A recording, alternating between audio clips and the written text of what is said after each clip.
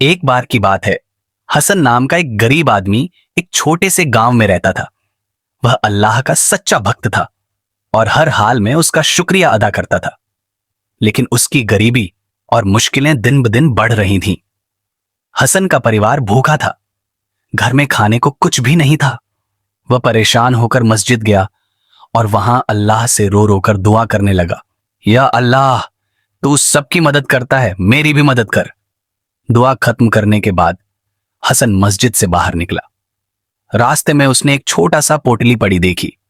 जब उसने पोटली खोली तो उसमें सोने के सिक्के थे। हसन खुश हो गया, लेकिन उसने सोचा, यह मेरा नहीं है, यह किसी और का होगा। अगर मैं इसे रख लूं तो यह गलत होगा। हसन उस पोटली को लेकर गांव के मुखिया के पास गया और कहा, यह मुझे रास्ते में मिली है, कृपया इसके असली मालिक को ढूंढने में मदद करें। मुखिया ने पूरे गांव में ऐलान करवाया। कुछ समय बाद एक व्यापारी आया और कहा, यह मेरी पोटली है, इसमें मेरे सारे पैसे हैं जो मैं व्यापार के लिए लाया था। हसन ने व्यापारी से पूछा, क्या तुम बता सकते हो कि इसमें कितने सिक्के हैं? व्यापारी ने सही संख्या बता दी। हसन ने उसे उसकी पोटली लौटा दी। व्यापारी हसन की ईमानदारी देखकर बहुत प्रभावित हुआ।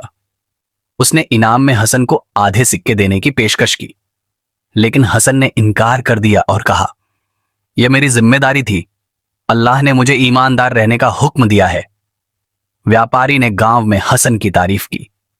कुछ दिनों बाद उसी व्यापारी ने हसन को अपने व्यापार में साझेदार बना लिया। अब हसन की जिंदगी बदल चुकी थी। सीख, ईमानदारी और अल्लाह पर भरोसा रखने से हमेशा मदद मिलती है। हमें हर हाल में सही रास्ता चुनना चाहिए।